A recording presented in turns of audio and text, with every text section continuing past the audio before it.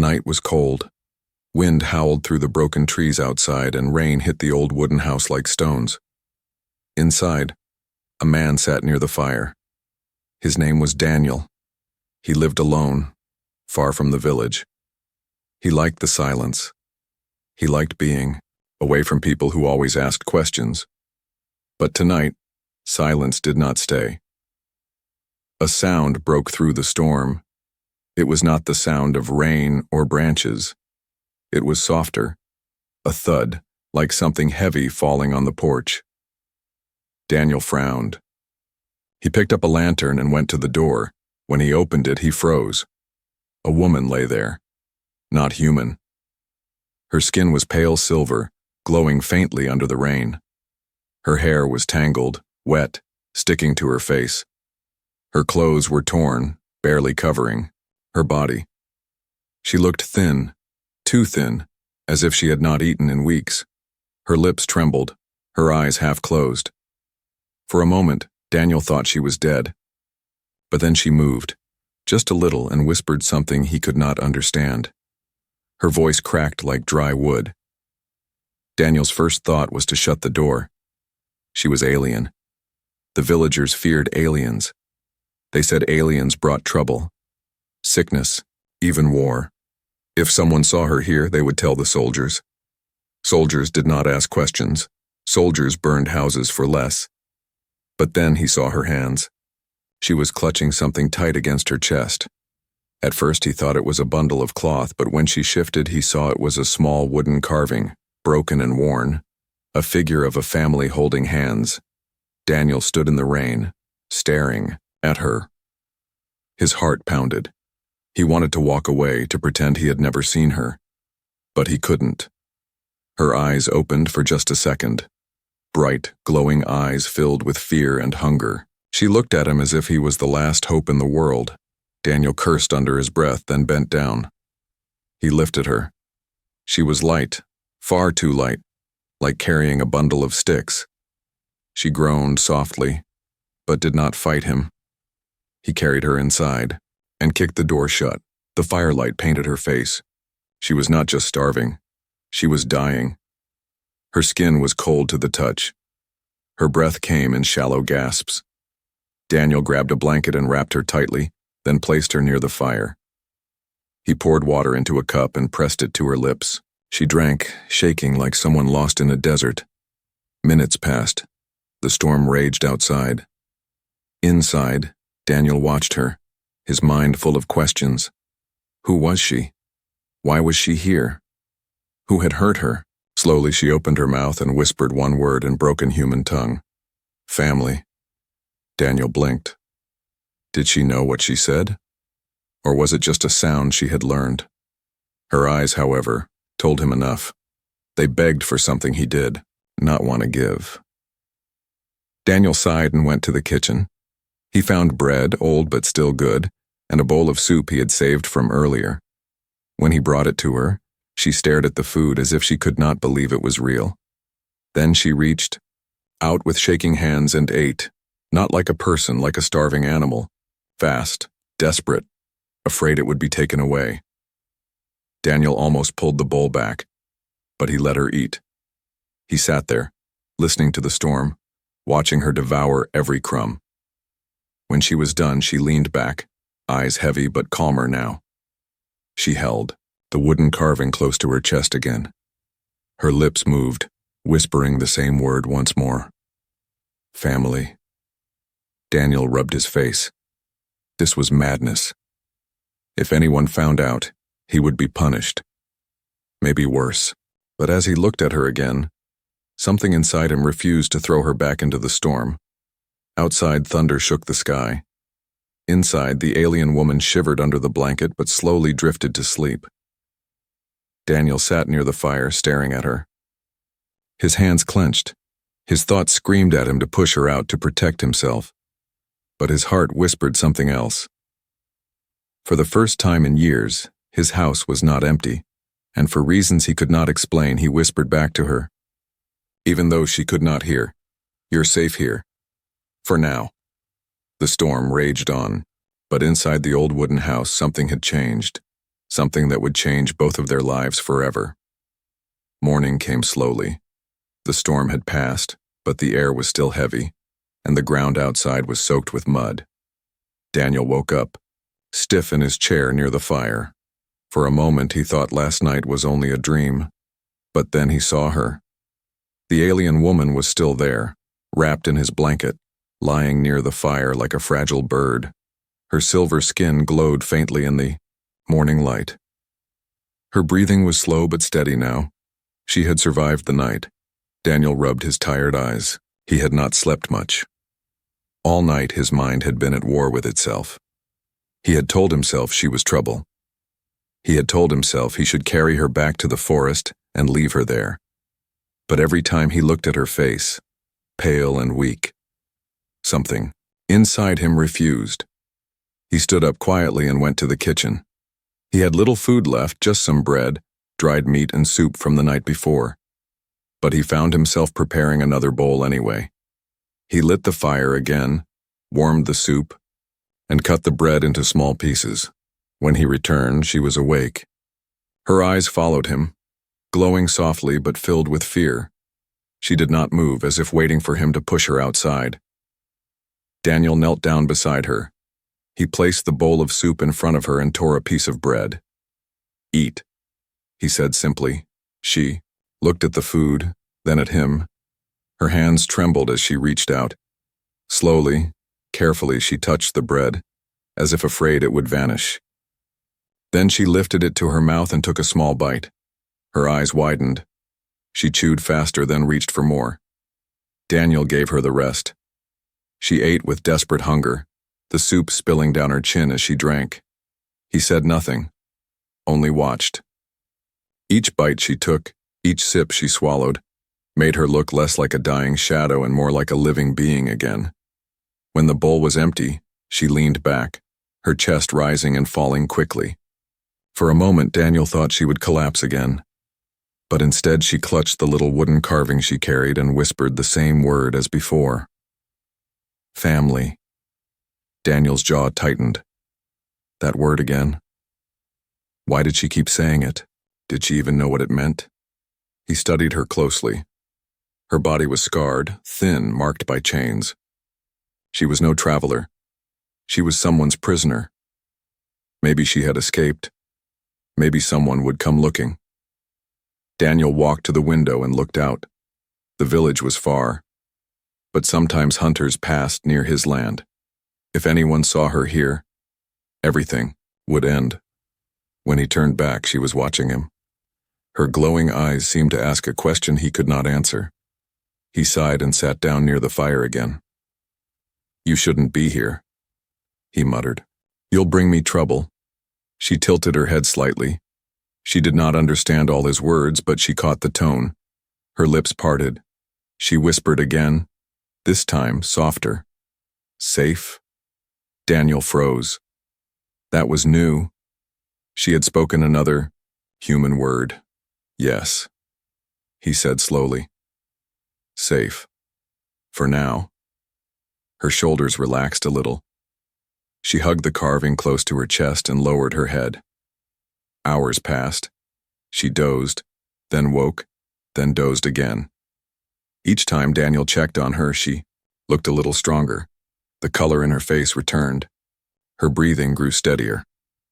But outside, the world was not so kind. By afternoon, Daniel noticed movement in the distance, smoke rising from the forest, tracks on the wet ground. People were searching.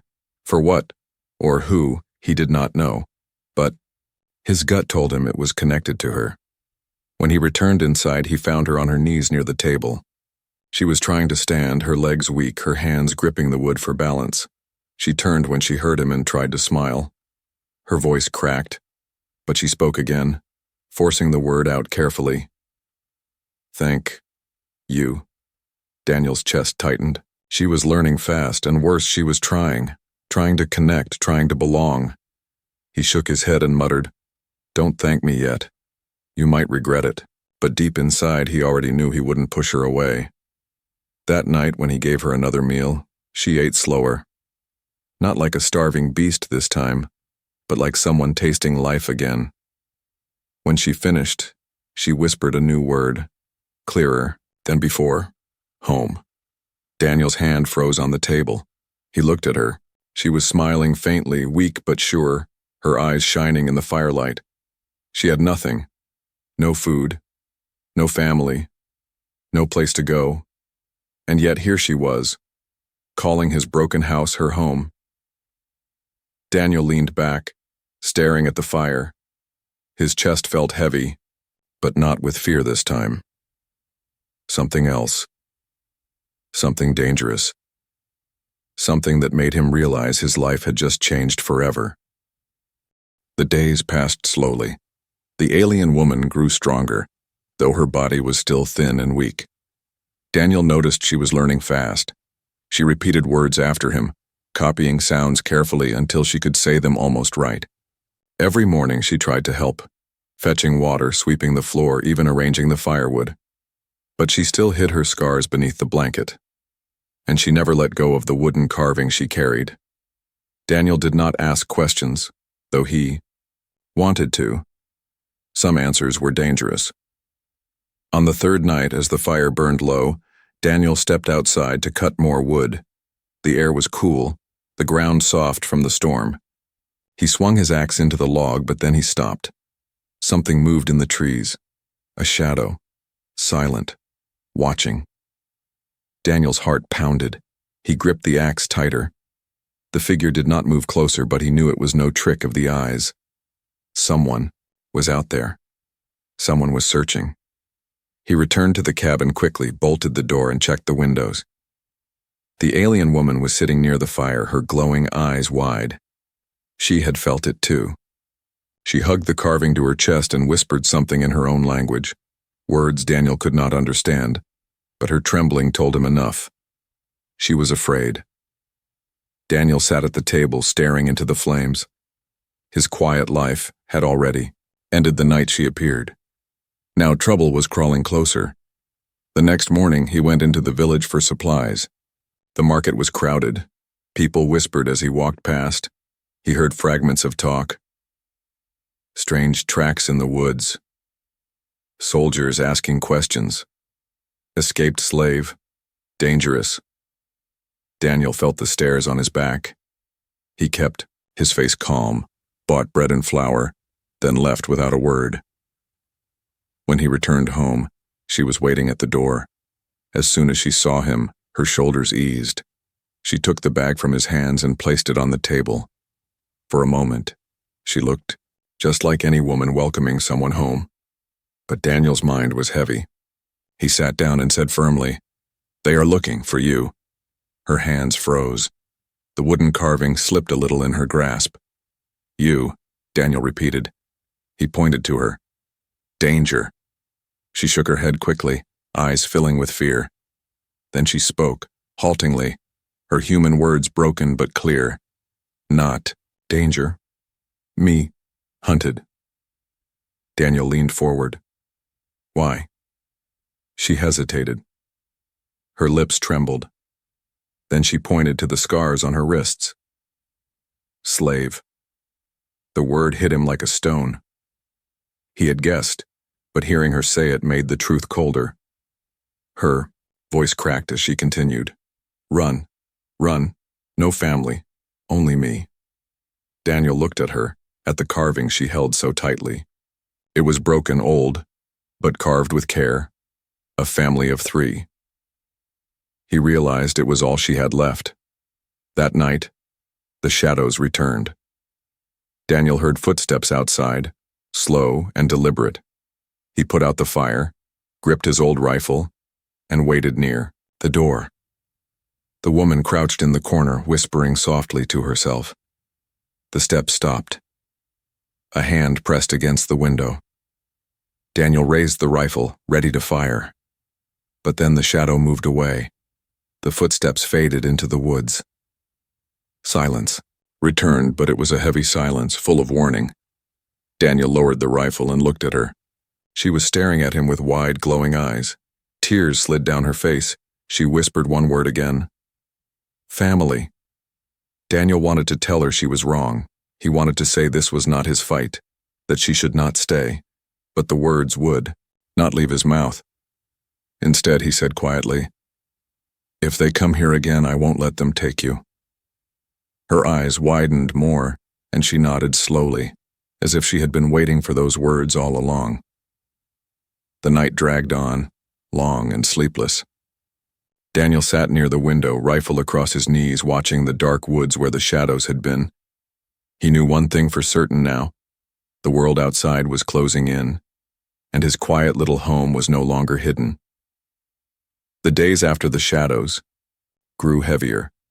Daniel never said it aloud, but he knew eyes were on his cabin. The villagers had seen the soldiers. They had heard the rumors, and some of them would do anything for a reward. But inside the cabin, life was slowly changing.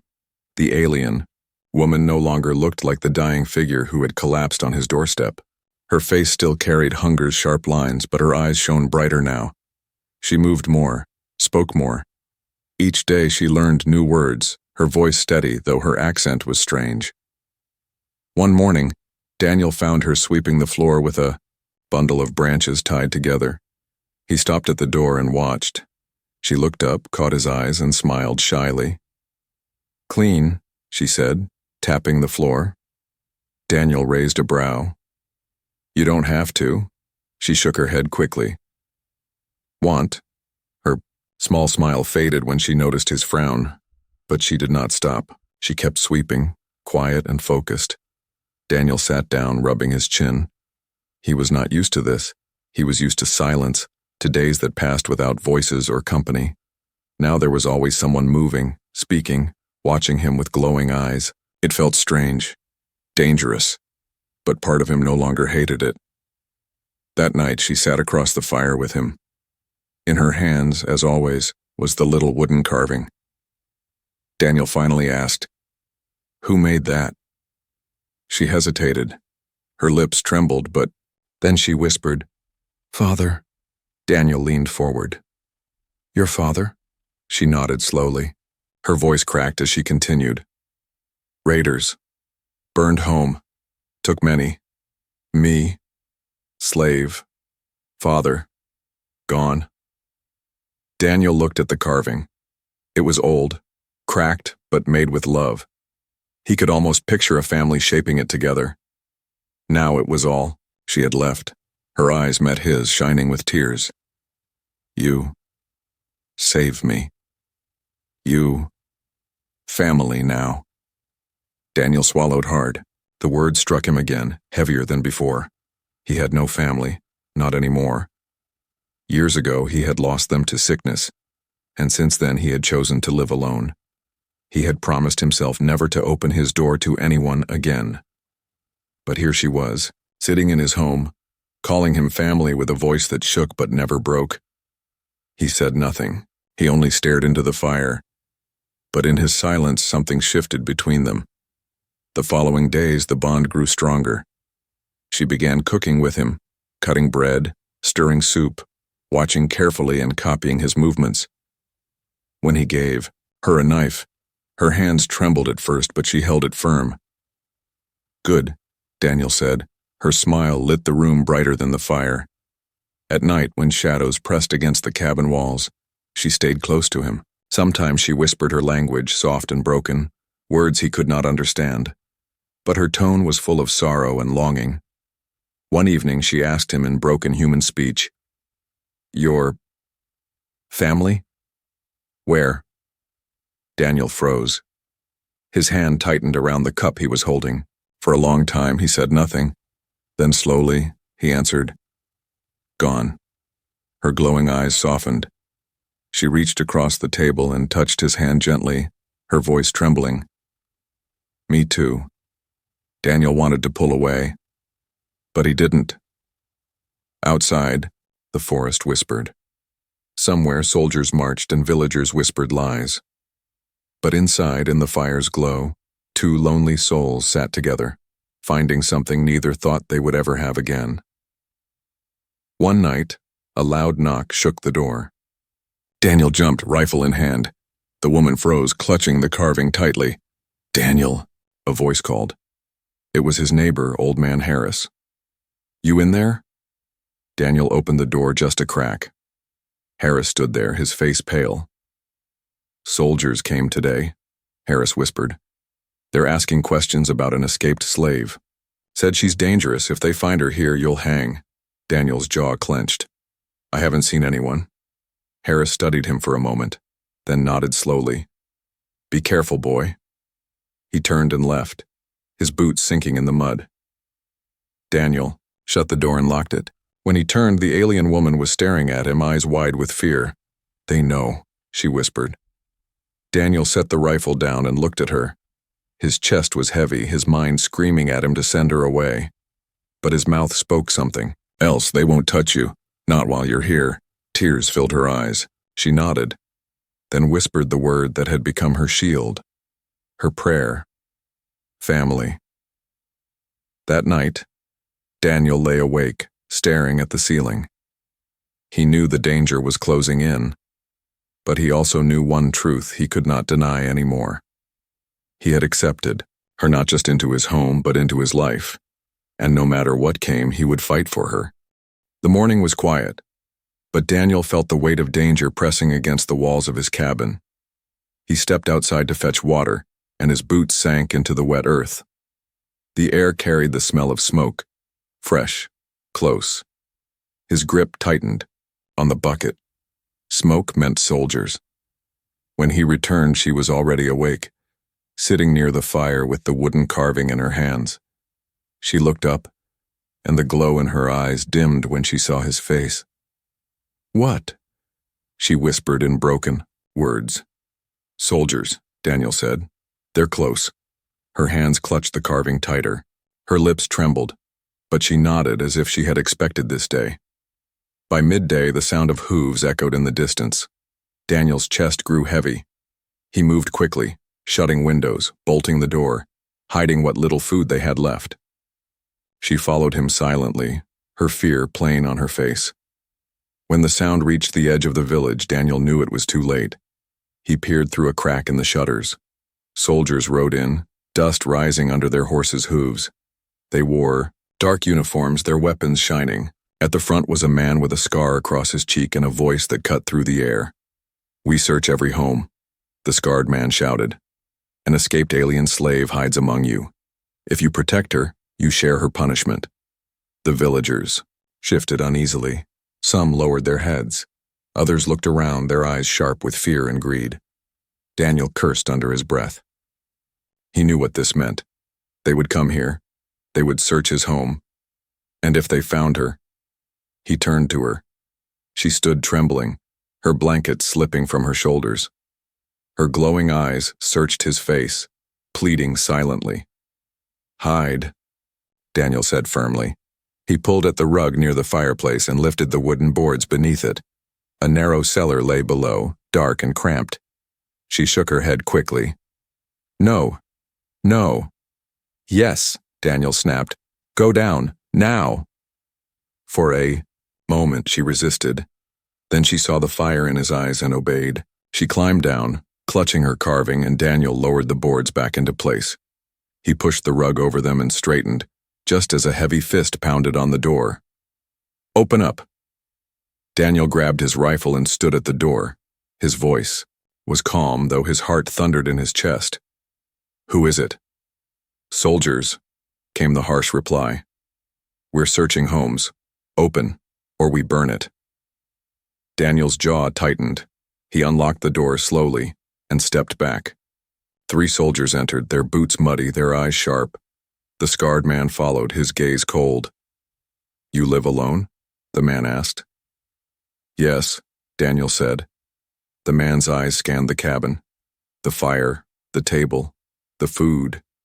His lips curled. "Strange. You live alone, but 2 bowls sit on the table." Daniel's stomach clenched. He had forgotten to hide the second bowl. "I had a visitor last night," he lied quickly. "A neighbor. He left at dawn." The scarred man stepped closer. His eyes locked on Daniel's. "If you're lying, you hang." Daniel gripped the rifle tighter, but he kept his voice steady. "Search if you must." The soldiers moved through the cabin, overturning chairs, pulling blankets, even striking the walls with their boots. Dust filled the air. Daniel stood, firm, sweat dripping down his back. Beneath the floor, she lay silent. Every creak above her made her heart race. She pressed the carving to her chest and whispered one word over and over. Family, family. The scarred man circled the room slowly, his eyes sharp.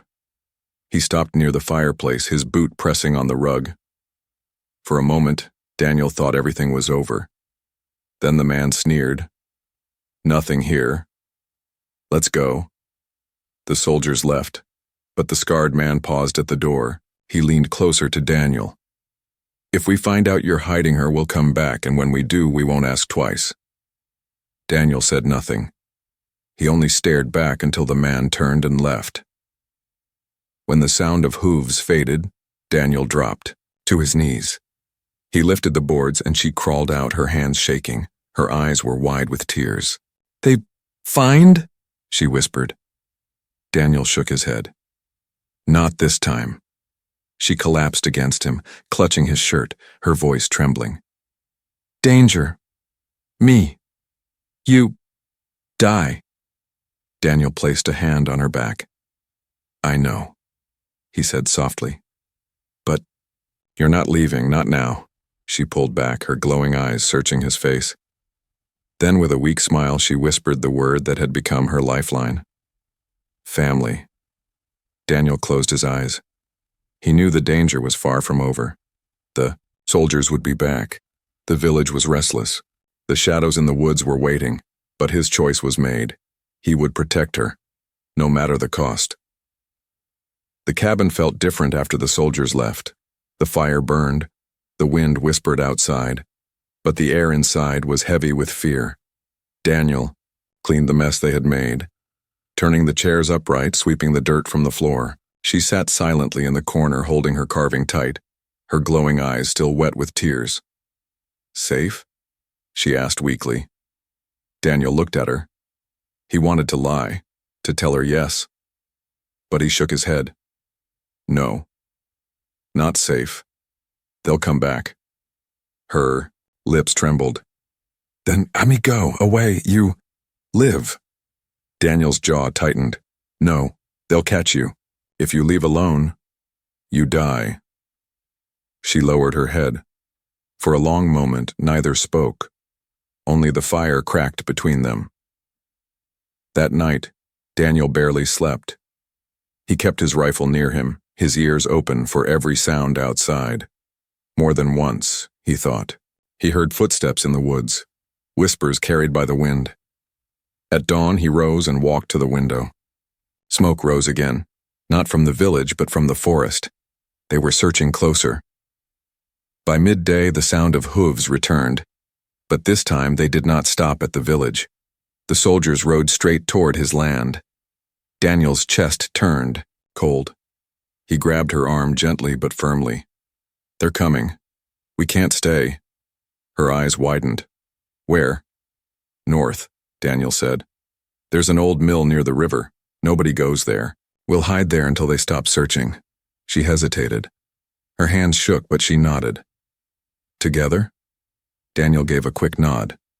Together. They packed quickly. Bread, dried meat, a flask of water. Daniel strapped the rifle across his back. She tucked the wooden carving into her blanket. Every second felt like a stolen heartbeat. The thunder of hooves grew louder. Shouts echoed through the trees. Daniel pulled her toward the back door. They slipped out quietly, moving into the forest. The wet earth swallowed their steps, but every crack of a branch made her flinch. Quiet, Daniel whispered. Stay close.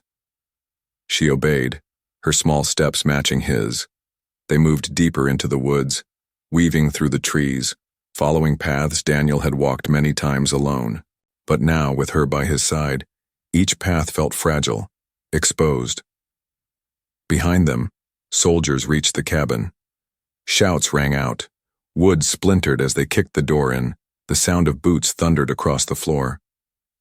Then silence, followed by angry voices. They know. Daniel muttered under his breath. They know we ran. They moved faster. The forest grew thicker, branches scratching their faces, roots grabbing at their boots. She stumbled once, but Daniel caught her before she fell. "Keep going," he urged. Her chest rose and fell quickly. Her glowing eyes filled with fear, but also something else. Trust. She gripped his sleeve tightly as they pushed through the undergrowth. Then came the dogs. Barks echoed through the trees, sharp and merciless. Daniel's stomach clenched. "They're tracking us." He pulled her off the main path, leading her through a stream. Cold water splashed around their legs, soaking their clothes. "Stay in the water," he whispered. "It'll hide our scent." They followed the stream for what felt like hours, the shouts and barks fading behind them. At last they reached the broken remains of the old mill. Its roof had collapsed and vines covered its walls, but it stood hidden among the trees like a forgotten relic. Daniel led her inside. Dust and shadows filled the place, but it was shelter. He set down the pack, his body heavy with exhaustion.